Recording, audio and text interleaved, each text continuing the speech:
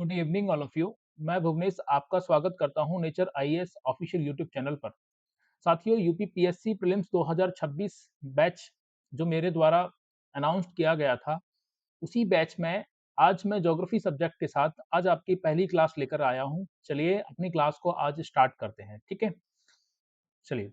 तो आज हमारा सब्जेक्ट रहेगा इंडियन ज्योग्राफी, और मैंने जैसे कि आपको पहले भी बताया था, अनाउंसमेंट क्लास में मैंने आपको बताया था कि जो भी मैं यहाँ आपके सामने सब्जेक्ट डिस्कस करूंगा वो सब्जेक्ट सभी थीम बेस्ड होंगे, पीवाई क्यूज बेस्ड होंगे, और जो पीवाई क्यूज की थीम है उसी के आधार पर हम अपने एक एक टॉपिक को कंप्लीट करेंगे। ठीक है, तो उसी कड़ी में आज हमारा पहला टॉपिक है जनरल इंट्रोडक्शंस ऑफ इंडिया। ठीक है, जो आज का हमारा पहला टॉपिक है वो क्या है? भारत का सामान्य परिचय। ठीक है, चलिए देखते हैं भारत की स्थिति। सामान्य परिचय में हम पहला ही टॉपिक देखेंगे कि भारत की स्थिति, आकार और जनसंख्या। भारत की स्थिति क्या है, भारत का आकार कैसा है और भारत की जनसंख्या कैसी है। ठीक है, तो सबसे पहले बात करेंगे भारत की भौगोलिक स्थिति की। भौगोलिक स्थिति में यदि हम देखें कि भारत उत्तरी एवं पूर्वी गोलार्ध में स्थित है। भारत उत्तरी एवं पूर्वी गोलार्ध में स्थित है। चलिए इस बात को समझते हैं। देखिए, हमारी जो पृथ्वी है वो कुछ इस टाइप से है। ठीक है, हमारी पृथ्वी पूर्णतः गोल नहीं है। हमारी पृथ्वी पूर्णतः गोल नहीं है। कैसी है ये एक जियोड शेप में है। ठीक है, कैसी है ये? हमारी पृथ्वी जियोड शेप में है। ठीक है, भूआब शेप में है, यानी कि ध्रुवों पर कैसी है? ये चपटी है हमारी पृथ्वी। ठीक है, अगर हम अपनी पृथ्वी को बीच से दो बराबर भागों में डिवाइड कर दें, ठीक है, बीच से यदि हम दो बराबर भागों में डिवाइड कर दें अपनी पृथ्वी को, तो जो ऊपर वाला भाग होगा उसको हम उत्तरी गोलार्ध कहेंगे। ठीक है, ऊपर ऊपर वाले भाग को हम किस नाम से जानेंगे? उत्तरी गोलार्ध के नाम से जानेंगे। और जो नीचे वाला भाग होगा, वो नीचे वाला भाग क्या होगा? नीचे वाला भाग कहलाएगा साथियों दक्षिणी गोलार्ध। ठीक है, नीचे वाला भाग क्या कहलाएगा? दक्षिणी गोलार्ध कहलाएगा। ठीक है, इसी प्रकार यदि हम आगे देखें कि एक और मैंने अपनी पृथ्वी बनाई और अपनी पृथ्वी को बीच से मैंने दो बराबर भागों में बांट दिया। ठीक है, बीच से जब मैंने दो बराबर भागों में बांटा कुछ इस प्रकार, तो जो पूर्वी वाला भाग है इसको हम किस नाम से जानेंगे? पूर्वी गोलार्ध के नाम से जानेंगे। ठीक है, जो पूर्वी वाला भाग है इसको पूर्वी गोलार्ध, और जो पश्चिमी वाला भाग है इसको हम पश्चिमी गोलार्ध के नाम से जानेंगे। ठीक है, किस नाम से जानेंगे हम इसको? पश्चिमी गोलार्ध के नाम से जानेंगे। ठीक है, अब हमको भारत की स्थिति ड्रॉ करनी है। अगर हम अपने भारत की स्थिति अक्षांश के आधार पर देखें, ठीक है, जो बीच में मैंने ये लाइन ड्रॉ की है ये एक अक्षांश है, 0 डिग्री अक्षांश। ठीक है, जिसको हम इक्वेटर के नाम से भी जानते हैं। ठीक है, जिसको हम भूमध्य रेखा के भी नाम से जानते हैं। ठीक है, इस 0 डिग्री अक्षांश पे या भूमध्य रेखा से जब हमने पृथ्वी को दो बराबर भागों में बांटा, तो हमारे भारत की जो स्थिति है वो कुछ यहाँ है। तो हमारे भारत की स्थिति कहाँ होगी? उत्तरी गोलार्ध में स्थित होगी। ठीक है, और वहीं हम देशांतरीय आधार पर देखें, ये 0 डिग्री देशांतर रेखा है। ठीक है, 0 डिग्री देशांतर रेखा के आधार पर यदि हम अपने भारत की स्थिति देखें, तो भारत की स्थिति साथियों कहाँ होगी? भारत की स्थिति होगी पूर्वी गोलार्ध में। ठीक है, ऑल ओवर अक्षांशीय देशांतरीय दोनों आधारों पर यदि हम भारत की स्थिति की बात करें, अक्षांशीय एवं देशांतरीय दोनों आधारों पर यदि हम भारत की स्थिति की बात करें, तो भारत की स्थिति होगी उत्तर पूर्वी गोलार्ध। ठीक है, भारत की स्थिति कहाँ होगी साथियों? उत्तर पूर्वी गोलार्ध में स्थित होगा भारत। ठीक है, भारत कहाँ स्थित होगा? उत्तर पूर्वी गोलार्ध में स्थित होगा। ठीक है, आई होप आप ये बहुत अच्छे से समझ पाए होंगे कि भारत की स्थिति यदि हम अक्षांशीय आधार पर देखें तो उत्तरी गोलार्ध में है, और देशांतरीय आधार पर यदि हम देखें तो वो कहाँ है? पूर्वी गोलार्ध में है। और ओवरऑल यदि हम भारत की स्थिति को देखें तो वो कहाँ है? उत्तर पूर्वी गोलार्ध में है। ठीक है, देखिए भौगोलिक स्थिति में आपने जाना कि भारत उत्तरी एवं पूर्वी गोलार्ध में स्थित है। अगर हम भारत के आकार की बात करते हैं तो भारत का आकार लगभग कैसा है? भारत का आकार लगभग चतुष्कोणीय आकार है। ठीक है, आप यहाँ देख रहे हैं भारत का आकार लगभग कैसा है? चतुष्कोणीय आकार है। ठीक है, आप यहाँ देख पा रहे हैं। ठीक है, भारत का आकार लगभग कैसा है? भारत का आकार लगभग चतुष्कोणीय आकार है। ठीक है, आगे हम देखेंगे क्षेत्रफल। तो भारत का क्षेत्रफल लगभग कितना है? 32,87,200 वर्ग 263 वर्ग किलोमीटर। ठीक है, यह क्षेत्रफल कुल विश्व के क्षेत्रफल का लगभग कितने प्रतिशत है? 2.4% है। ठीक है, जो कि दुनिया में कौन से स्थान का? भारत सबसे बड़ा देश है, 7वें स्थान का। क्षेत्रफल के आधार पर भारत 7वां सबसे बड़ा देश है। ठीक है, तो ये भारत की स्थिति रही और आकार रहा। अब आगे हम बात करेंगे भारत की जनसंख्या को लेकर के।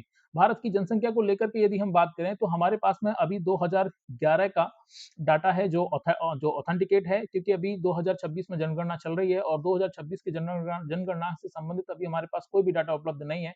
तब हम उस कंडीशन में 2011 के डाटा का ही उपयोग करेंगे। ठीक है, तो 2011 के डाटा के आधार पर जो कुल जनसंख्या है अभी 121 करोड़ है। ठीक है, टोटल जो जनसंख्या है वो अभी कितनी है भारत में, 121 करोड़ है। और यह विश्व की कुल जनसंख्या का लगभग कितना है, 17.5% है साथियों। कितना है, 17.5% है, जो कि दुनिया में कौन से स्थान पर है भारत, 2011 की जनसंख्या के आधार पर दूसरे स्थान पर है। पहले स्थान पर कौन है, पहले स्थान पर चीन है और दूसरे स्थान पर कौन है, भारत है। लेकिन डाटा आपको ध्यान रखना है 2011 का है। ठीक है, विदेशी कुछ एजेंसियों के द्वारा अभी कुछ अनुमान लगाया गया है वर्ष 2023 में कि भारत जनसंख्या के मामले में विश्व में प्रथम स्थान पर आ गया है। यहाँ अब 2023 में यदि हम विदेशी एजेंसियों की बात माने तो पहले स्थान पर अब यहाँ हमारा भारत होगा और दूसरे स्थान पर अब होगा चीन। ठीक है, पहले स्थान पर भारत होगा और दूसरे स्थान पर कौन होगा, चीन होगा। ठीक है, चलिए आगे बढ़ते हैं और आगे बात करेंगे हम भारत के विस्तार की। भारत के विस्तार, एक्सटेंड ऑफ इंडिया। मैंने आपको अक्षांशीय देशांतीय आधार पर जिस प्रकार भारत की स्थिति बताई थी, उसी प्रकार हम अक्षांशीय एवं देशांतरीय आधार पर भारत का विस्तार देखेंगे। ठीक है, अब अक्षांशीय एवं देशांतरीय आधार पर जब हम भारत का विस्तार की बात करेंगे तो आइए मैप पर देखते हैं। ठीक है, सबसे पहले बात करेंगे हम देशांतरीय विस्तार की। ठीक है, सबसे पहले बात करेंगे साथियों देशांतरीय विस्तार की। तो आप यहाँ देख पा रहे हैं, ये हमारे भारत का पश्चिमी क्षेत्र है। ठीक है, ये कौन सा क्षेत्र है, ये हमारे भारत का पश्चिमी क्षेत्र है। और ये कौन सा क्षेत्र है, हमारे भारत का पूर्वी क्षेत्र है। ठीक है, उसी प्रकार यदि हम बात करेंगे तो ये हमारे भारत का कौन सा है, उत्तरी क्षेत्र।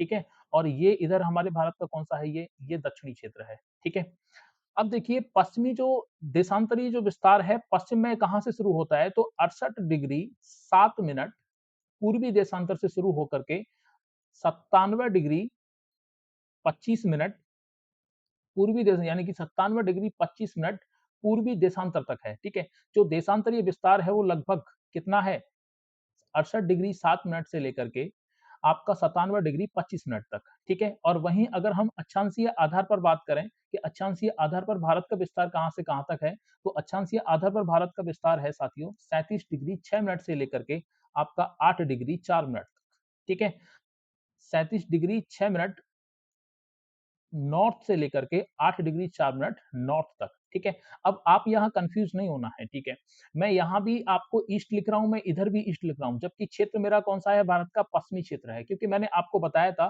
कि हमारी पृथ्वी के अंदर जब हमने देशांतरीय आधार पर भारत को बांटा था तो भारत किस गोलार्ध में था, भारत पूर्वी गोलार्ध में था। ठीक है, जब मैंने अक्षांशीय आधार पर पृथ्वी को 2 बराबर भागों में बांटा था तब भारत हमारा कौन सा गोलार्ध में था, उत्तरी गोलार्ध में था। ठीक है, तो भारत की जो स्थिति है अगर हम अक्षांशीय आधार पर देखें तो वो उत्तरी गोलार्ध में है, तो ऊपर भी हम नॉर्थ लिखेंगे और नीचे भी नॉर्थ लिखेंगे। ठीक है, उसी प्रकार देशांतरीय आधार पर जब हम पृथ्वी को 2 बराबर भागों में बांटते हैं तब उस कंडीशन में भी भारत की स्थिति हमारी पूर्वी गोलार्ध में है, तो पश्चिम में भी हम पूर्वी ही लिखेंगे और पूरब में भी हम क्या लिखेंगे, पूर्वी ही लिखेंगे। ठीक है, अब हम बात करते हैं डिस्टेंस की। तो भारत की जो पश्चिमी और पूर्वी जो दोनों के बीच की जो डिस्टेंस है वो लगभग कितनी है, पश्चिम से जो पूरब की डिस्टेंस है वो लगभग है आपकी 2900 किलोमीटर। ठीक है, लगभग कितनी है आपकी 2900 किलोमीटर है। और हम वही बात करें आपके उत्तर से लेकर के दक्षिण तक। ठीक है, हम बात करेंगे उत्तर से लेकर दक्षिण तक के डिस्टेंस की, तो उत्तर से लेकर दक्षिण तक की जो डिस्टेंस है वो है आपकी 3200 किलोमीटर। ठीक है, कितनी है साथियों, 3200 किलोमीटर है। ठीक है, चलिए देखते हैं इसमें अक्षांशीय एवं देशांतरीय विस्तार, जो कि उत्तर से दक्षिण हम बात करेंगे 37 डिग्री 6 मिनट नॉर्थ से लेकर के 8 डिग्री 4 मिनट नॉर्थ तक है, जो कि डिस्टेंस कितनी है, लगभग 3200 किलोमीटर डिस्टेंस है।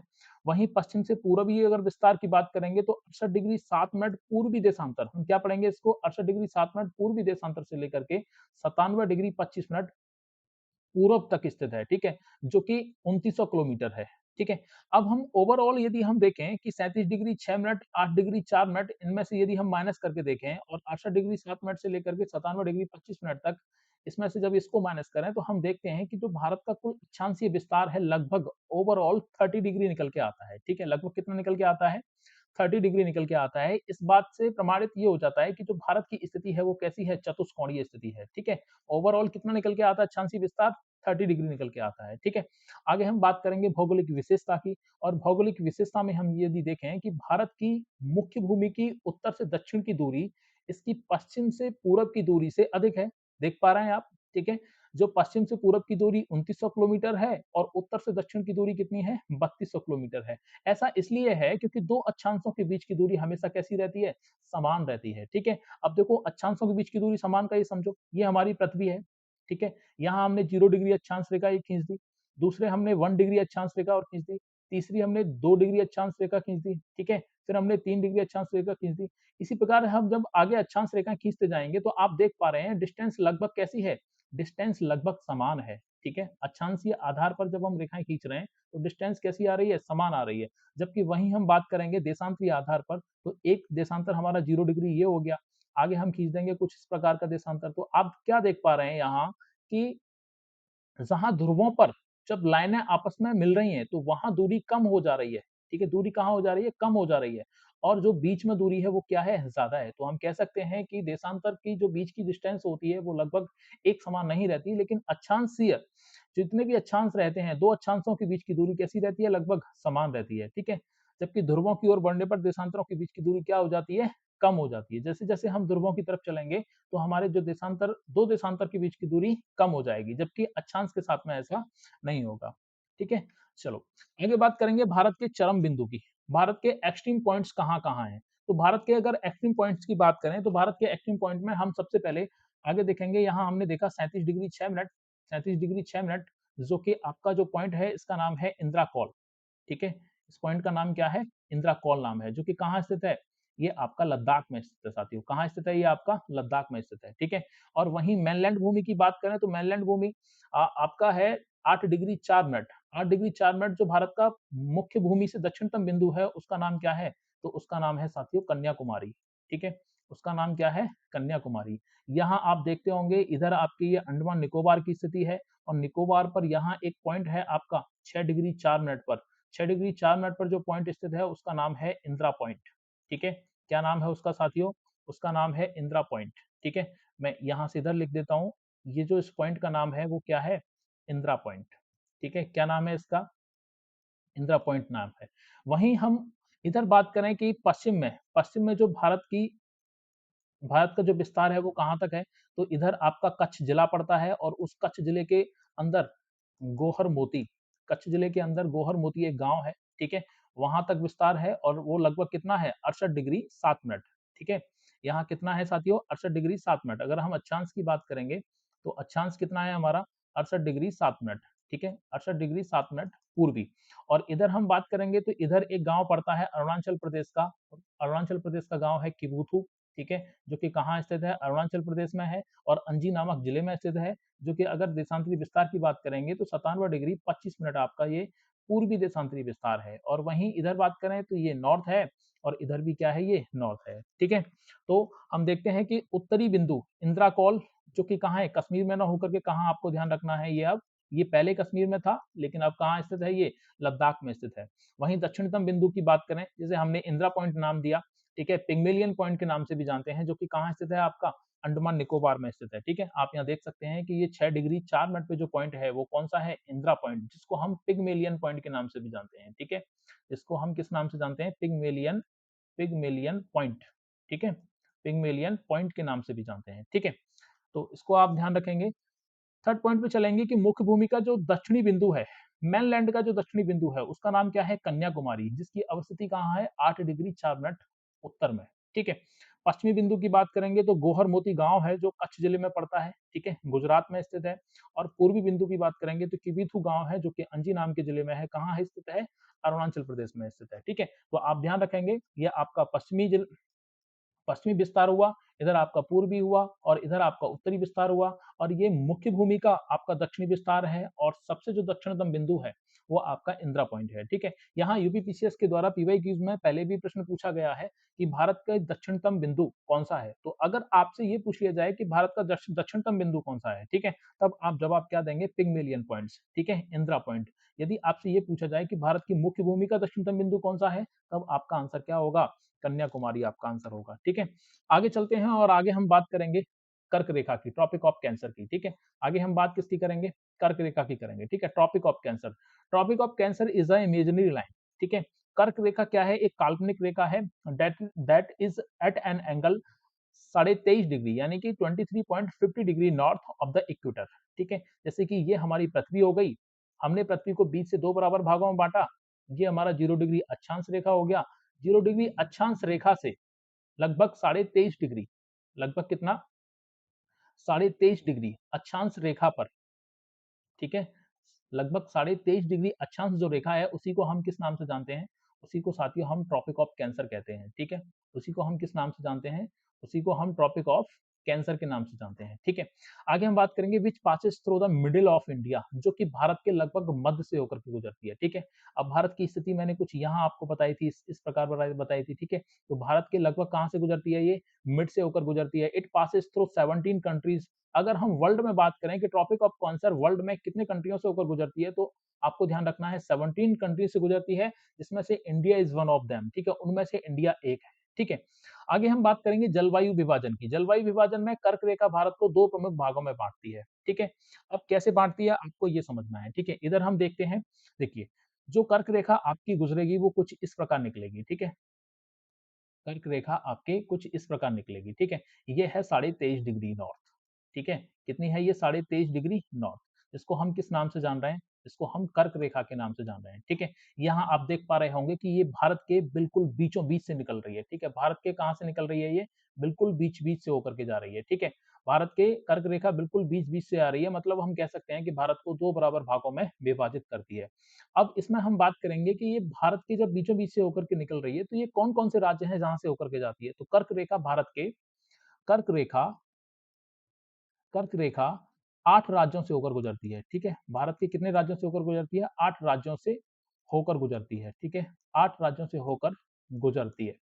अब इसमें देखिए सबसे पहला जो राज्य है आपका, जो सबसे पहला जो राज्य है, वो पहला राज्य क्या नाम है उसका? गुजरात, ठीक है? पहला नाम क्या है? गुजरात। वहीं जो दूसरा राज्य है हमारा, दूसरा राज्य इधर ऊपर दूसरा राज्य जो होगा, उसका नाम होगा राजस्थान, ठीक है?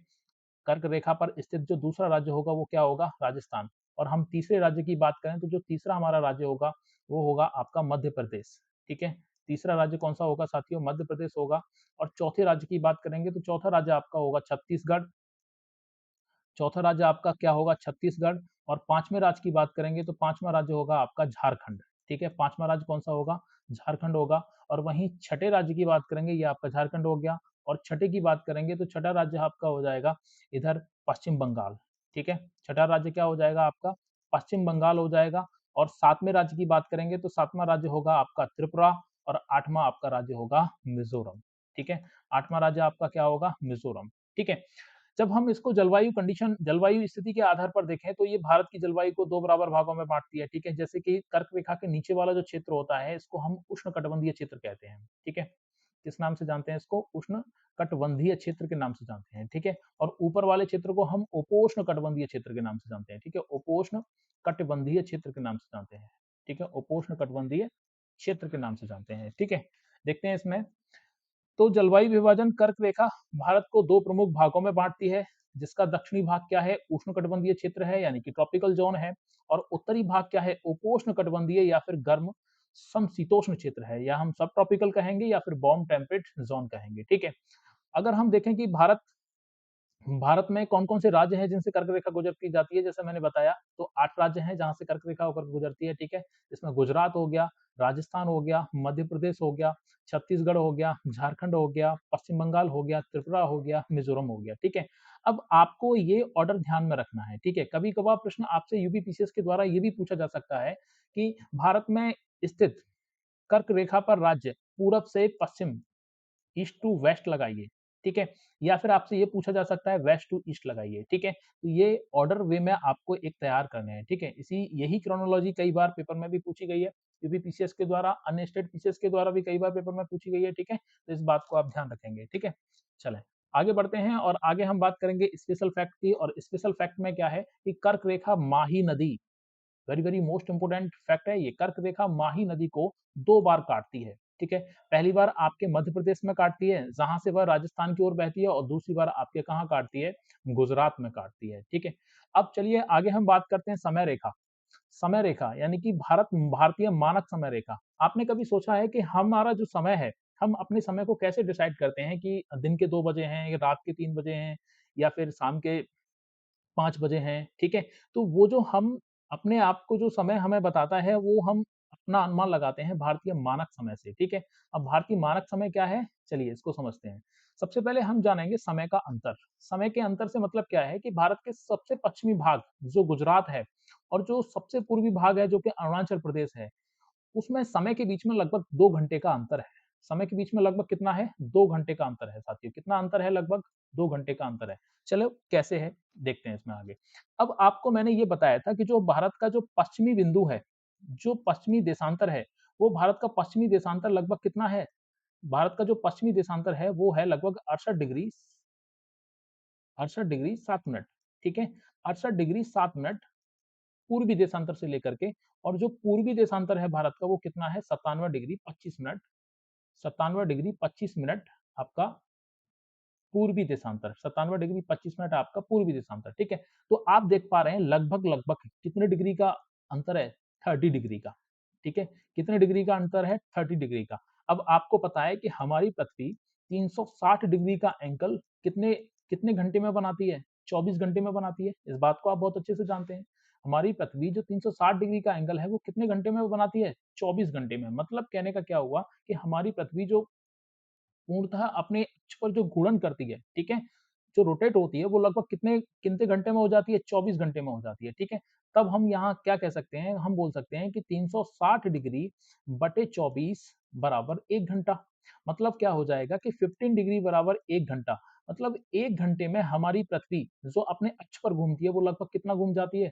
15 डिग्री घूम जाती है, ठीक है? लगभग कितना घूम जाती है? 15 डिग्री घूम जाती है, ठीक है? अब आप यहाँ देख रहे हैं कि दोनों देशांतरों के बीच में लगभग जो डिस्टेंस है वो कितनी है? 30 डिग्री की। कितनी की डिस्टेंस है? 30 डिग्री की। तो 15 डिग्री जब 1 घंटे में घूम रही है, तो 30 डिग्री हमारी पृथ्वी को घूमने में कितना समय लगेगा? 2 घंटे का समय लगेगा। यही बात आपको अच्छे से समझनी है कि जो भारत का पूर्वी देशांतर है, जो भारत का पश्चिमी देशांतर है, और भारत के पश्चिमी देशांतर से लेकर के भारत के पूर्वी देशांतर के बीच का जो डिस्टेंस है वो लगभग 30 डिग्री का है, और इस 30 डिग्री के डिस्टेंस को कवर करने में सूर्य को हमारी पृथ्वी को अपने अक्ष पर घूमने में कितना समय लगता है? 2 घंटे का समय लग जाता है, ठीक है? तो यही बात आपको समझनी है कि भारत के सबसे पश्चिमी भाग जो कि गुजरात में है और सबसे पूर्वी भाग जो कि अरुणाचल प्रदेश के बीच में है, उसमें लगभग 2 घंटे का अंतर पाया जाता है। मतलब कहने का ये हुआ कि यदि अरुणाचल प्रदेश में ए नाम के किसी व्यक्ति की घड़ी में यदि 8 बजे का समय हो रहा होगा, कितना? यदि 8 बजे का समय हो रहा होगा, तब हमारे यहाँ इधर इधर गुजरात के अंदर कोई बी नाम का व्यक्ति होगा तो उसकी घड़ी में कितना बज रहे होंगे? 10 बजे का समय हो रहा होगा, ठीक है? कितना बजे का टाइम हो रहा होगा उसके यहाँ? 10 बजे का समय हो रहा होगा, ठीक है? आगे चलें? चलिए, आगे हम बात करते हैं मानक देशांतर की, और मानक देशांतर में देखेंगे भारतीय मानक समय। भारतीय मानक समय लगभग 82.5 डिग्री, ठीक है? हम जो भारत का मानक समय स्टैंडर्ड जो टाइम मान के चलते हैं वो कितना है हमारा? 82.5 डिग्री है। 82.5 डिग्री देशांतर है, जो कि उत्तर प्रदेश के मिर्जापुर शहर से निर्धारित किया जाता है, ठीक है? कहाँ से निर्धारित किया जाता है? उत्तर प्रदेश के मिर्जापुर शहर से निर्धारित किया जाता है। अगर हम जीएमटी से तुलना करें, ग्रीनविच मीन टाइम रेखा से यदि हम तुलना करें, तो भारत का ग्रीनविच मीन टाइम जीएमटी से लगभग कितना आगे है? 5.5 घंटे आगे है। भारत का जो समय है लगभग कितना आगे है? 5.5 घंटे आगे है, ठीक है? इसमें देखते हैं लगभग 82.5 डिग्री, ठीक है? अब देखिए यहाँ 68 डिग्री 7 मिनट पूर्वी देशांतर से लेकर के 97 डिग्री 25 मिनट पूर्वी देशांतर तक है, ठीक है? 68 से जब हम चलते यहाँ आ जाएँगे तो यहाँ आपका पड़ेगा 82.5 डिग्री, ठीक है? यहाँ, इस तरीके से, ये होगा आपका 82.5 डिग्री, ठीक है? क्या होगा आपका? 82.5 डिग्री, जो कि इंडियन स्टैंडर्ड टाइम है ये। क्या है? इंडियन स्टैंडर्ड टाइम है, जो कि कहाँ से? उत्तर प्रदेश के मिर्ज़ापुर से होकर के निकलता है, ठीक है? कहाँ से निकलता है? उत्तर प्रदेश के मिर्ज़ापुर से होकर के निकलता है, ठीक है? चलिए, आगे हम बात करेंगे भारत की सीमाओं की, बाउंड्रीज ऑफ इंडिया की। तो भारत की सीमाओं में सबसे पहले बात करते हैं स्थलीय सीमा की। अगर हम भारत की स्थलीय सीमा की बात करें तो भारत की जो स्थलीय सीमा की जो कुल लंबाई है वो कितनी है? 15,200 किलोमीटर है, लेकिन वास्तविकता में कितनी है? 15,106.7 किलोमीटर, ठीक है? भारत की जो स्थलीय सीमा है, स्थलीय सीमा से सबसे बड़ी सीमा साझा करने वाला जो देश है वो बांग्लादेश है, ठीक है? और सबसे छोटी सीमा साझा करने वाला देश है वो है अफ़गानिस्तान। अफ़गानिस्तान भारत के साथ में 106 किलोमीटर की सीमा साझा करता है, और बांग्लादेश आपका 4096 किलोमीटर की सीमा साझा करता है, ठीक है? वहीं आगे बात करेंगे हम कोस्ट लाइन की, और कोस्ट लाइन तटीय सीमा, और तटीय सीमा अगर हम द्वीपों सहित बात करें तो 11,098 किलोमीटर, ठीक है? ये न्यू डाटा है आपका। 11,098 किलोमीटर टोटल हमारे पास में तटीय तटीय सीमा है, जो कि राज्य और द्वीप दोनों ही मिला करके है। यदि हम मुख्य भूमि की बात करें तो मुख्य भूमि 7,870 किलोमीटर है, और द्वीपीय सीमा की बात करें तो 3,228 किलोमीटर है, ठीक है? सबसे लंबी तटरेखा की बात करें तो भारत में सबसे लंबी तटरेखा अंडमान निकोबार द्वीप समूह के साथ में साझा होती है। अगर आपसे यूटी में पूछ ले, यूटी में पूछे कि भारत की सबसे लंबी तटरेखा किसकी है, तो आपका जवाब होगा अंडमान एवं निकोबार की। ठीक है, अगर आपसे स्टेट में पूछे कि स्टेट में भारत में सबसे लंबी तटरेखा कौन कौन सा स्टेट साझा करता है, तब आपको नाम क्या रखना है, गुजरात। ठीक है, गुजरात आपको नाम याद रखना है। ठीक है, सबसे ज्यादा कौन करता है, गुजरात करता है। और वहीं स्टेट में आपसे सबसे कम पूछ ले स्टेट में, तो स्टेट में आपको ध्यान रखना है गोवा का। ठीक है, और यूटी में आपको यदि पूछ लिया जाए तो यूटी में आपको ध्यान रखना है दमन एंड दीव का। ठीक है, यूटी में आपको नाम किसका ध्यान रखना है, दमन एंड दीव का। ठीक है, राज्यों में गुजरात है सबसे ज्यादा और सबसे कम क्या है, गोवा का। ठीक है, चलिए आगे बढ़ते हैं और आगे हम देखेंगे प्रमुख अंतर्राष्ट्रीय सीमाओं को। ठीक है, और प्रमुख अंतर्राष्ट्रीय सीमाओं को जब हम देखेंगे तो सबसे पहले बात करेंगे भारत और बांग्लादेश की। भारत और बांग्लादेश के बीच में जो सीमा रेखा है, उस सीमा रेखा का नाम क्या है, रेड क्लिफ रेखा। ठीक है, इसकी लंबाई कितनी है, 4096 किलोमीटर है। ठीक है, लंबाई उसकी कितनी है साथियों, 4096 किलोमीटर है। ठीक है, आगे हम बात करेंगे भारत और चीन की। जो भारत और चीन के बीच में जो सीमा रेखा है, उस सीमा रेखा का नाम क्या है, मेक मोहन रेखा।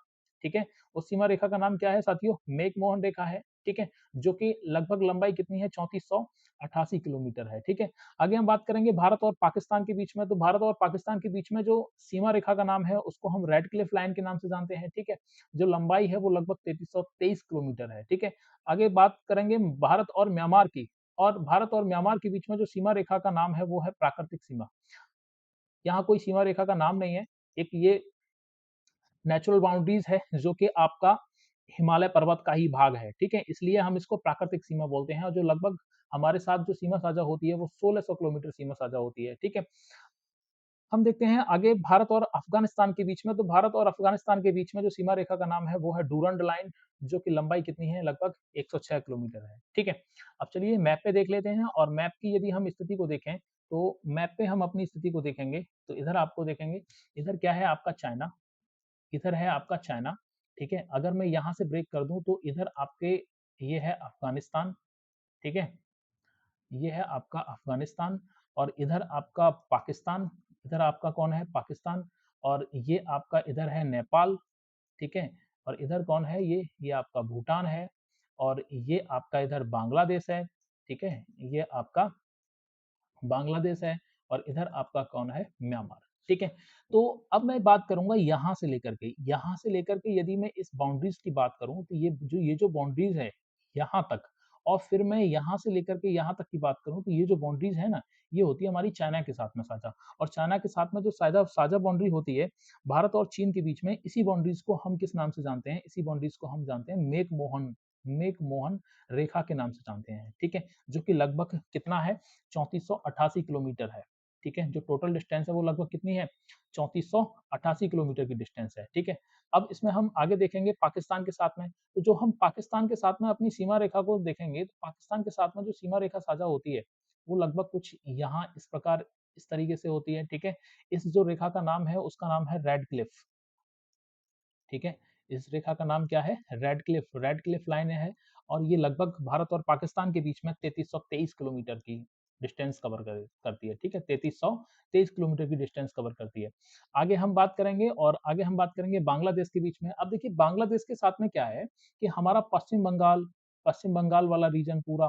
ठीक है, और पश्चिम बंगाल के आगे हम चलेंगे असम, असम से आगे मेघालय आपका ये त्रिपुरा के साथ में आपका ये मिजोरम लगा हुआ है। तो लगभग हमारे काफी राज्य बांग्लादेश के साथ में सीमा साझा करते हैं। ठीक है, उसी आधार पर डिस्टेंस सबसे ज्यादा यानी कि 4096 किलोमीटर रेड क्लिफ रेखा के नाम से बांग्लादेश हमारे साथ सीमा साझा करता है।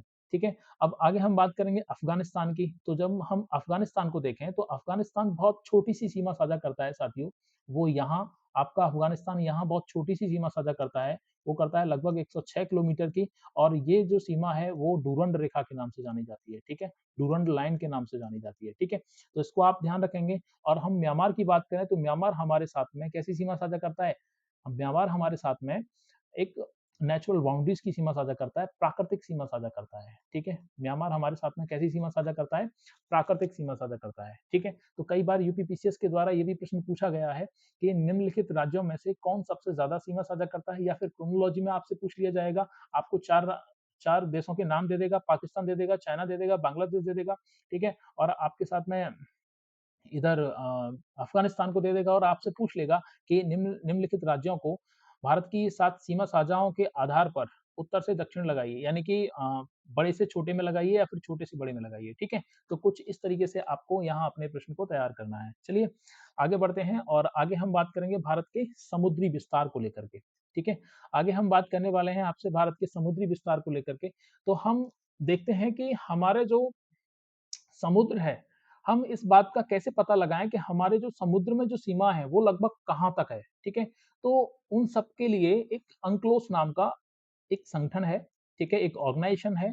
अंक्लोस ने 10 दिसंबर 1992 को जमैका का एक शहर है मोंटेगो, ठीक है? मोंटेगो में समुद्र के कानून पर संयुक्त राष्ट्र सम्मेलन पर हस्ताक्षर किए थे।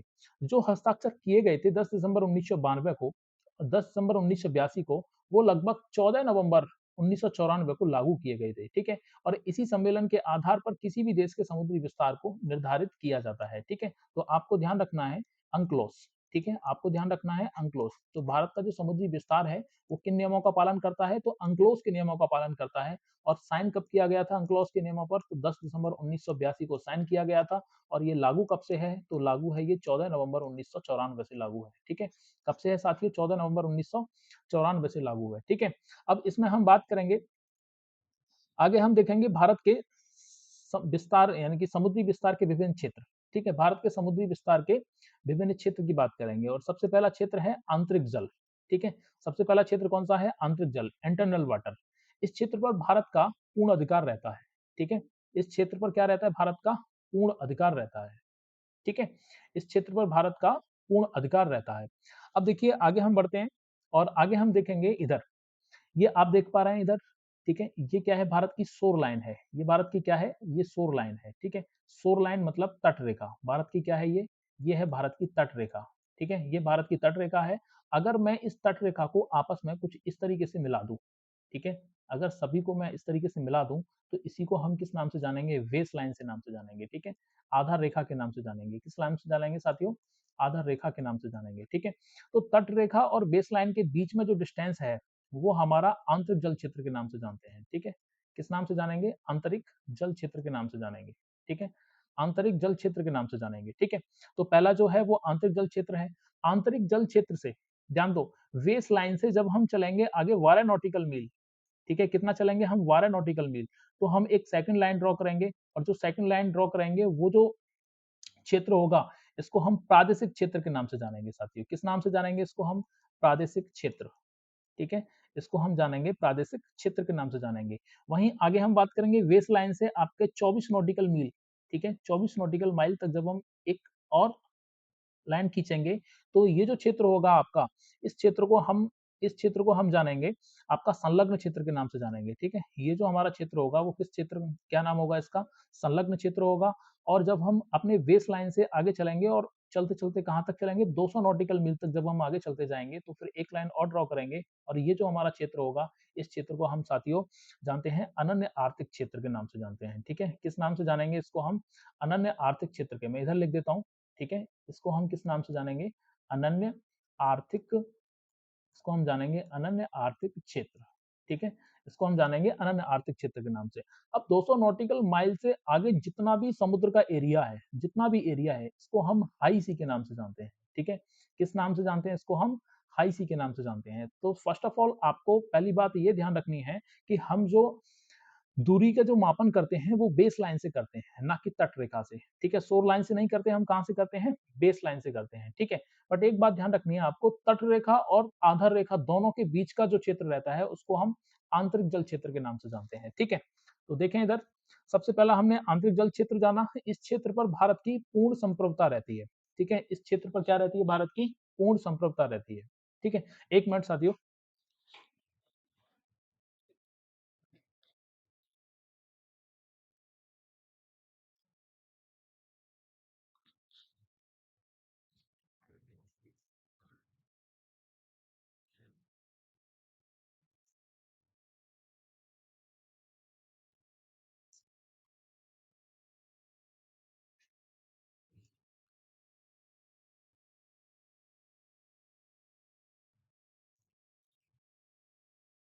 चलिए, माफी चाहता हूँ। चलिए। तो हम देख रहे थे इंटरनल वाटर, और इंटरनल वाटर में आपने जाना जो शोर लाइन और वेस्ट लाइन के बीच का जो क्षेत्र होता है उसको हम आंतरिक जल क्षेत्र कहते हैं, और आंतरिक जल क्षेत्र में भारत का पूर्ण संप्रभुता होती है, ठीक है, संपूर्ण अधिकार रहते हैं, ठीक है। दूसरा हमने क्षेत्र जाना वेस्ट लाइन से 12 नॉटिकल मील तक, जिसको हमने टेरिटोरियल सी बोलते हैं, प्रादेशिक सागर बोलते हैं। प्रादेशिक सागर में इस क्षेत्र पर भारत का पूर्ण अधिकार होता है, लेकिन विदेशी जहाजों को निर्दोष मार्ग यानी कि इनोसेंट पासेस की अनुमति दी जाती है, ठीक है। आगे हम बात करेंगे तीसरे पे संलग्न क्षेत्र, और संलग्न क्षेत्र वेस्ट लाइन से 24 नॉटिकल मील दूर तक होता है, ठीक है। आपको यहाँ ध्यान रखना है 12 नॉटिकल मील, 12 नॉटिकल मील, और जो संलग्न क्षेत्र होता है वो लगभग कितना होता है, 24 नॉटिकल मील तक होता है, ठीक है। तो संलग्न क्षेत्र में भारत को वित्तीय अधिकार प्राप्त होता है, जैसे कि कस्टम ड्यूटी लगाना, मानो कोई जहाज अगर हमारे कॉन्टिग्यूअस जोन से अगर गुजर रहा है तो हम उस पर कस्टम ड्यूटी इम्पोज कर सकते हैं, ठीक है। चौथा है हमारा पॉइंट अनन्य आर्थिक क्षेत्र, एक्सक्लूसिव इकोनॉमिक जोन, ठीक है, ईईजेड के नाम से जानते हैं इसको। ये भारत को प्राकृतिक संसाधनों के दोहन, कृत्रिम द्वीपों के निर्माण, जो आर्टिफिशियल हम आइलैंड्स का निर्माण करते हैं, ठीक है, वैज्ञानिक कोई अनुसंधान कर रहे हैं या फिर नेचुरल रिसोर्स कर रहे हैं, ठीक है, रिसर्च कर रहे हैं, तो इस पर जो भी आपकी क्रियाएं होती हैं वो सब अनन्य आर्थिक क्षेत्र में होती हैं, और ये जो क्षेत्र होता है वो आपका 200 नॉटिकल मील दूरी तक रहता है, ठीक है। आगे हम बात करेंगे हाई सी को लेकर के, और हाई सी 200 नॉटिकल मील से आगे आपकी जितना भी डिस्टेंस है वो सब आपका हाई सी के अंतर्गत आता है, और हाई सी में यह क्षेत्र किसी भी राष्ट्रीय अधिकार क्षेत्र से परे होता है, मतलब भारत इस क्षेत्र पर अपना दावा नहीं कर सकता, और सभी देशों के लिए समान रूप से खुला रहता है, ठीक है। भारत दावा कहाँ-कहाँ कर सकता है, अनन्य आर्थिक क्षेत्र पर, संलग्न क्षेत्र पर, प्रादेशिक सागर पर और आंतरिक जल क्षेत्र पर, ठीक है। तो हम कह सकते हैं कि जो भारत की समुद्री सीमा है वो लगभग कहाँ तक विस्तारित है, 200 नॉटिकल मील तक विस्तारित है, ठीक है। कहाँ तक विस्तारित है, लगभग 200 नॉटिकल मील दूरी तक विस्तारित है, ठीक है। चलिए आगे हम बात करेंगे, आगे हम बात करेंगे तटीय सीमाओं के प्रभाव की, ठीक है। अब तटीय सीमाओं के क्या प्रभाव होते हैं, सकारात्मक प्रभाव भी रहते हैं, कुछ नकारात्मक प्रभाव भी रहते हैं, ठीक है। कुछ इससे हमें लाभ भी प्राप्त होते हैं और कुछ हमें हानियां भी होती हैं, ठीक है। तटीय सीमाओं से हानियां भी होती हैं और हमें कुछ लाभ भी होते हैं, ठीक है। तो सबसे पहले देख लेते हैं कि लाभ क्या कौन कौन से होते हैं। तो लाभ में यदि हम देखें कि सकारात्मक लाभ, पहला तो यही है कि उपमहाद्वीप की उपाधि, मतलब लंबी तटीय सीमाएं भारत को एक विशिष्ट उपमहाद्वीप की पहचान प्रदान करती हैं। आपने देखा है कि भारत, हमारा जो भारत है वो तीनों ओर से समुद्र से घिरा हुआ है, ठीक है। नीचे हिंद महासागर, इधर अरब सागर और इधर का बंगाल की खाड़ी, ठीक है। तो हम एक उपमहाद्वीप की उपाधि लिए हुए हैं, ठीक है। दूसरा क्या है, वर्षा का कारक। वर्षा का कारक क्या है कि तटीय मानसूनी हवाओं के कारण ही संपूर्ण भारत में क्या है, वर्षाएं सुनिश्चित होती हैं, ठीक है। तीसरा है सम जलवायु। सम जलवायु का मतलब हो गया एक समान जलवायु रहती है, जो समुद्र तट के निकट जो प्रदेश हैं उन प्रदेशों में ना तो अत्यधिक गर्मी रहती है और ना ही अत्यधिक वहां ठंड रहती है, ठीक है। जलवायु कैसी रहती है, लगभग मध्यम, ठीक है। यहाँ जलवायु लगभग मध्यम पाई जाती है। अंतर्राष्ट्रीय व्यापार, अंतर्राष्ट्रीय व्यापार में यदि हम लाभ देखें अपना, तो तटीय क्षेत्रों पर बंदरगाहों का निर्माण होता है, ठीक है, और इन बंदरगाहों के माध्यम से ही वैश्विक व्यापार का मुख्य मार्ग, वैश्विक व्यापार का मतलब हम लोग काम करते हैं। आगे हम बात करेंगे वैश्विक संपर्क में, और वैश्विक संपर्क में क्या है कि तटीय क्षेत्र भारत को जलमार्ग के जरिए दुनिया के अन्य देशों के साथ सीधा संपर्क प्रदान करते हैं, ठीक है। तटीय क्षेत्र भारत को जलमार्ग के जरिए अन्य देशों के साथ में सीमा संपर्क प्रदान करते हैं। पर्यटन की दृष्टि से देखें तो सुंदर समुद्र तट पर्यटन उद्योग के विकास के लिए अत्यधिक लाभदायक है। जैसे कि आप उड़ीसा का बीच कई सारे बीच दे सकते हैं, गोवा के आप कई सारे बीच दे सकते हैं, ठीक है, केरला में भी आप कई सारे बीच देख सकते हैं, ठीक है। तो ये हम पर्यटन की एस्पेक्ट से भी यदि हम देखें तो हमें यहाँ सकारात्मक प्रभाव देखने को मिलते हैं, ठीक है। आगे हम बात करेंगे समुद्री संसाधन की, और समुद्री संसाधन में तटीय सीमा के कारण भारत को प्रचुर मात्रा में मत्स्य पालन, खनिज तेल और अन्य समुद्री संसाधनों की उपलब्धता सुनिश्चित होती है। सुरक्षा एवं रणनीतिक दृष्टि से देखें तो सामरिक दृष्टि से यह क्षेत्र हिंद महासागर में रणनीतिक एवं सुरक्षा बढ़त प्रदान करता है। तो ये तो कुछ हमारे तटीय सीमाओं के सकारात्मक प्रभाव हुए। अब आगे हम बात करेंगे नकारात्मक प्रभावों की, ठीक है। नकारात्मक प्रभाव क्या है, सबसे पहले प्राकृतिक आपदाएं, ठीक है। तटीय सीमाओं के कारण भारत को अक्सर सुनामी, ठीक है, विनाशकारी चक्रवातों जैसी प्राकृतिक आपदाओं का सामना करना पड़ता है। सेकंड, सुरक्षा चुनौतियां, समुद्र तट खुला होने के कारण हमेशा समुद्री डाकुओं और अवैध घुसपैठों का भय बना रहता है। अब इन्हीं समुद्री डाकुओं और अवैध घुसपैठ के भय की वजह से हमारी भारत सरकार को अतिरिक्त वित्तीय खर्च भी करना पड़ता है, जिससे कि तटीय सीमाओं की व्यापक सुरक्षा के लिए नौसेना, तटरक्षक बलों पर भारी वित्तीय खर्च की आवश्यकता होती है। ठीक है, तो ये कुछ नकारात्मक प्रभाव हैं। ओवरऑल यदि हम कंक्लूजन पर जाएं तो निष्कर्ष हमें यही देखने को मिलता है कि इन तमाम नकारात्मक प्रभावों के बावजूद तटीय सीमाएं भारत के आर्थिक और भौगोलिक विकास के लिए क्या है, अत्यंत फायदेमंद है। ठीक है, आगे हम चलते हैं और आगे बात करेंगे भारतीय उपमहाद्वीप की। ठीक है, भारत को भारतीय उपमहाद्वीप की संज्ञा क्यों दी जाती है? ठीक है, तो हम समझेंगे कि उपमहाद्वीप किन्हें कहा जाता है। तो यहाँ देखें कि उपमहाद्वीप की परिभाषा को, कि महाद्वीप का कोई भी ऐसा विशाल भाग, महाद्वीप का कोई भी ऐसा विशाल भाग जिसकी अपनी एक अलग और विशिष्ट भौगोलिक व सांस्कृतिक पहचान हो, उसे क्या कहते हैं? उपमहाद्वीप कहा जाता है। ठीक है, अब भौगोलिक पहचान, सांस्कृतिक पहचान, कल्चरल मतलब डाइवर्सिटी, तुम हमारे यहाँ देखते हो सांस्कृतिक विविधता कितनी है। ठीक है, और फिजिकल डाइवर्सिटी भी आपको देखने को मिलेगी, कहीं पर्वत हैं, कहीं पहाड़ हैं और कहीं पठार हैं। ठीक है, तो कहीं मैदान है। तो ये सब भौगोलिक विविधता, सांस्कृतिक विविधता, इन सब की वजह से ही हम उपमहाद्वीप की संज्ञा लिए हुए हैं। ठीक है, भौगोलिक पहचान में यदि हम देखें तो भारत और उसके पड़ोसी देशों को उपमहाद्वीप की उपाधि इसलिए दी जाती है क्योंकि भारत के उत्तर में कई विशाल पर्वत श्रृंखलाएं एक चाप के रूप में फैली हैं। जैसे कि आपका सुलेमान हो गया, हिंदू कुश पर्वतमाला हो गई, हिमालय पर्वतमाला हो गई, पूर्वांचल अराकान योमा। ठीक है, दक्षिण में विशाल हिंद महासागर स्थित है आपका। अगर यह एक प्राकृतिक अवरोध इसे एशिया से अलग करता है। आप देखेंगे इधर ये हमारा, ये इधर भारत का ये रीजन हो गया ऊपर, यहाँ ये आपका किरथर श्रेणी और ये सुलेमान श्रेणी, ये हिंदू कुश और इधर आपका ये हिमालय है। ठीक है, तो ये एक प्राकृतिक सीमा भी बनाए हुए है, जो कि हमें किससे अलग करता है, जो कि हमें किससे अलग करता है, शेष एशिया से अलग करता है। ठीक है, क्योंकि एशिया के रीजन में तो चाइना भी आता है। ठीक है, रसिया भी आता है। तो आपको यही बात ध्यान रखनी है। ठीक है, और इन्हीं सबको ध्यान में रखते हुए ही हम उपमहाद्वीप की संज्ञा लेते हैं। ठीक है, अब उपमहाद्वीप में शामिल कौन कौन से देश हैं? अगर हम उपमहाद्वीप में कुल शामिल देशों की बात करें तो टोटल जो हमारे पास देश हैं वो कितने हैं? 7।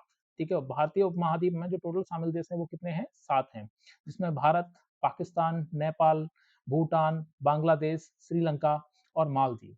ठीक है, कई बार UPPCS and other state PCS ने कई बार प्रश्न पूछा है कि भारतीय उपमहाद्वीप में मुख्य रूप से कितने देश शामिल हैं? तो टोटल 7 देश शामिल हैं और उनमें से भारत है, पाकिस्तान है, नेपाल है, भूटान है आपका, बांग्लादेश है, श्रीलंका है और मालदीव है। ठीक है, आगे चलते हैं और आगे हम बात करेंगे भारत का औसत समुद्र तल की। ठीक है, भारत के सी लेवल की बात करेंगे। और सी लेवल की यदि हम वर्तमान समय में बात करें तो वर्तमान जो भारत का सी लेवल है, वो उसका जो मापन किया जाता है वो चेन्नई से किया जाता है। ठीक है, लेकिन अगर हम पीछे बात करें तो आजादी से पहले भारत का जो औसत समुद्री स्तर था वो कराची, कहाँ से मापा जाता था? कराची से मापा जाता था, जो कि अब कहाँ स्थित है? आपका पाकिस्तान में स्थित है। ठीक है, तो आपको वर्तमान डाटा ध्यान रखना है कि वर्तमान में जो भारत का औसत समुद्र तल जो मापा जाता है वो कहाँ से लिया जाता है? चेन्नई से लिया जाता है। ठीक है, भारतीय सर्वेक्षण विभाग भारत के मुख्य समुद्री स्तर को निर्धारित करता है। ठीक है, सर्वे ऑफ इंडिया यानी कि सर्वेक्षण विभाग के द्वारा निर्धारित किया जाता है, जिसके आधार पर देश के विभिन्न स्थानों की ऊंचाई मापी जाती है। ठीक है, जब हम देखते हैं, जब हम ये आपसे कहते हैं कि जो हमारे हिमालय पर्वत है, हिमालय पर्वत पे जो आपकी सबसे ऊंची जो चोटी है, ठीक है, माउंट एवरेस्ट, माउंट एवरेस्ट की जो हाइट है वो 8848 किलोमीटर है। कितनी है? 8848 किलोमीटर है। तो जो 8848 किलोमीटर जो डिस्टेंस को मेजर किया गया है वो कहाँ से किया गया है? चेन्नई से किया गया है। ठीक है, तो ये आपका समुद्र तल से ही ऊंचाइयों को नापा जाता है। आगे हम बात करेंगे भारत के चरम बिंदु, यानी कि जो चरम ऊंचाई वाले पॉइंट्स हैं। तो सबसे पहले अगर हाई पॉइंट्स की बात करेंगे तो हाई पॉइंट्स है भारत का केटू। ठीक है, कहाँ है? केटू, जो कि केटू, इसको हम गॉडविन ऑस्टिन के नाम से भी जानते हैं, भारत का उच्चतम बिंदु है, जिसकी कुल ऊंचाई लगभग कितनी है? 8611 किलोमीटर है। ठीक है, कितनी ऊंचाई है टोटल? 8611 किलोमीटर है। ये केटू कहाँ स्थित है? तो ये आपका लद्दाख वाले रीजन में स्थित है। केटू कहाँ स्थित है? आपका लद्दाख वाले रीजन में स्थित है। अगर हम भारत के निचले बिंदु की बात करेंगे, सबसे जो निचला पॉइंट है वो निचला बिंदु, जो उसका नाम क्या है? कुटनाड। ठीक है, कुटनाड, कुटनाड जो कि कहाँ स्थित है? केरल में स्थित है। यह भारत का सबसे निचला बिंदु है, जिसकी ऊंचाई समुद्र तल से लगभग कितनी है? 2.2 मीटर है। समुद्र तल से लगभग कितनी है? 2.2 मीटर, माइनस 2.2। आपको ये ध्यान रखना है, सी लेवल से कितना है? माइनस 2.2 मीटर है। यह क्षेत्र विशेष रूप से समुद्र तल से नीचे की जाने वाली अनूठी चावल की खेती के लिए भी प्रसिद्ध है। ठीक है, तो भारत का समुद्र तल से निचला पॉइंट्स भी ध्यान रखेंगे और समुद्र तल से उच्चतम बिंदु भी आपको ध्यान रखेंगे। ठीक है, चलो कुछ भौगोलिक शब्दावलियां हैं जैसे कि जल संधि और स्टल डमरू मध्य, क्या होती हैं जल संधियां और क्या होते हैं स्टल डमरू मध्य। ठीक है, तो एक एक करके देखते हैं। सबसे पहले बात करेंगे स्टेट की। स्टेट को हम, आप कुछ ऐसा समझो कि जैसे पानी का एक कोई संकरा मार्ग, पानी का एक छोटा सा मार्ग जो दो जल निकायों को अलग करता है, या फिर हम ये ऐसा कहें कि दो भूखंडों को अलग करता है। मान लो कि यहाँ एक आपका, जैसे कि यहाँ इधर समझो, ये आपका है, इधर है आपका भूमध्य सागर। ठीक है, इधर क्या है आपका, ये है आपका भूमध्य सागर। ठीक है, और इधर है आपका अजोब सागर। ठीक है, ये आपका अजोब सागर, दोनों के बीच में डार्डनल स्ट्रेट है। ठीक है, तो ये पानी का सकरा मार्ग है जो दो सागरों को अलग कर रहा है। ठीक है, तो उसको हम स्टेट की संज्ञा दे देते हैं। या फिर हम ऐसा कहें कि तो मेनलैंड भूमि है, इधर भी कोई एक भूमि का भाग है, इधर भी कोई भूमि का भाग है, कोई बीच में जल का एक छोटा सा टुकड़ा अगर दोनों भूमियों को अलग कर रहा है तो उसको भी हम जल संधि ही कहेंगे। ठीक है, तो पानी का एक संकरा मार्ग जो दो बड़े जल निकायों को आपस में जोड़ता है और दो भूमि खंडों को अलग करता है, जैसे कि भारत और श्रीलंका के बीच में पाक जल संधि। ठीक है, आप यहाँ देखते होंगे कुछ इस तरीके से, ये श्रीलंका है और यहाँ एक जो छोटा सा मार्ग है। ठीक है, इसी को ही हम जानते हैं जल संधि। ठीक है, इसको हम किस नाम से जानते हैं, जल संधि के नाम से जानते हैं, और इसी को हम किस नाम से जानेंगे, पाक जल संधि। ठीक है, क्योंकि ये भारत की मेनलैंड भूमि और ये श्रीलंका की मेनलैंड भूमि, इन दोनों भूमियों को क्या कर रहा है, अलग कर रहा है। ठीक है, तो इसको हम किस नाम से जानते हैं, पाक जल संधि के नाम से जानते हैं। तो फिर स्तमस क्या होता है, स्थल डमरू मध्य क्या होता है, ये एक भूमि की एक संकरी पट्टी जो दो बड़े भूमि खंडों को आपस में जोड़ती है। जैसा कि आप इधर देख सकते हैं कि एक तरफ इधर हम देखें तो इधर है प्रशांत महासागर, इधर है क्या है, प्रशांत महासागर। ठीक है, और इधर आपका क्या है, इधर है अटलांटिक महासागर। ठीक है, प्रशांत महासागर और अटलांटिक महासागर के बीच में कुछ इस तरीके से ये आपका है नॉर्थ अमेरिका। ठीक है, और ये आपका है साउथ अमेरिका, सॉरी ये नॉर्थ अमेरिका है और ये क्या है, साउथ अमेरिका। तो नॉर्थ अमेरिका और साउथ अमेरिका के बीच में एक भूमि का छोटा सा भाग है जो कि दो महासागरों को अलग कर रहा है, प्रशांत महासागर को और अटलांटिक महासागर को। ठीक है, तो यहाँ आप देख सकते हैं, तो इसको हम पनामा के नाम से जानते हैं। ठीक है, तो इसको हम बोलते हैं पनामा जलडमरू मध्य। इसको किस नाम से जानेंगे, पनामा स्थल डमरू मध्य, जल डमरू मध्य नहीं, पनामा स्थल डमरू मध्य। ठीक है, तो एक भूमि की पट्टी होती है स्थल डमरू मध्य, और जल संधि क्या है, एक जल का छोटा सा एक संकरा भाग होता है। ठीक है, जो कि दो जल निकायों को जोड़ने का काम करता है या फिर दो भूमि खंडों को अलग करने का काम करता है। और वहीं अगर हम स्थल डमरू मध्य की बात करें तो एक संकरी पट्टी जो दो बड़े भूमि खंडों को आपस में जोड़ती है या फिर दो जल निकायों को अलग करती है। ठीक है, तो आई होप आप समझ गए होंगे कि जल संधि किसे कहते हैं और स्थल डमरू मध्य किसे कहते हैं। ठीक है, अब आगे हम बात करेंगे कुछ इंपोर्टेंट फैक्ट्स की जो आपकी परीक्षा की दृष्टि से काफी महत्वपूर्ण है। जैसे हम कर्क रेखा के सबसे नजदीकी स्थित राजधानियां व शहर देखें तो कर्क रेखा के सबसे नजदीक स्थित राजधानियां व शहर जिसमें हम देखेंगे रांची, रांची जो कि झारखंड की राजधानी है, ये कर्क रेखा के सबसे नजदीक स्थित है। आइजोल, आइजोल आपकी मिजोरम की राजधानी है। भोपाल, भोपाल आपकी मध्य प्रदेश की राजधानी है। वहीं गांधीनगर आपकी गुजरात की राजधानी है। और आगे हम बात करेंगे अगरतला, अगरतला जो राजधानी है आपकी वो त्रिपुरा की राजधानी है। ठीक है, अगर विशेष शहर की बात करें तो त्रिपुरा का एक उदयपुर शहर है। त्रिपुरा का क्या है, एक उदयपुर शहर है जो कि कर्क रेखा के क्या है, बेहद नजदीक स्थित है। ठीक है, चलिए तो साथियों आज की क्लास को हम यहीं रखते हैं, क्योंकि हमारी जो थीम बन थी general introduction of India, Bharat का सामान्य परिचय, उसको हमने बखूबी तरीके से सारे सारे आयामों के साथ में उसको कंप्लीट कर लिया है। अब आपका काम है कि आप अपना घटना चक्र के माध्यम से या यूपीपीसीएस के द्वारा जो भी प्रीवियस ईयर में क्वेश्चंस पूछे गए हैं उसके माध्यम से general introduction of India, Bharat के सामान्य परिचय से संबंधित जो भी प्रश्न अब तक आए हैं उन प्रश्नों को आप सॉल्व करें। और जो भी डाउट हैं आप मेरी इस क्लास के कमेंट बॉक्स में नीचे मुझे बता सकते हैं, और ये भी आप बता सकते हैं कि मैं आपके लिए और क्या बेहतर प्रयास कर सकता हूँ। ठीक है, आपसे मेरी एक विनम्र एक निवेदन है जो मैं आपसे कर रहा हूँ कि आप इस क्लास को उन बच्चों तक ज़्यादा से ज़्यादा पहुँचाएँ जो यूपीपीसीएस 2026 में इस बार एग्जाम में बैठे हैं या फिर लोअर पीसीएस वगैरह या फिर किसी अन्य अदर स्टेट एग्जाम्स की तैयारी कर रहे हैं। ठीक है, धन्यवाद।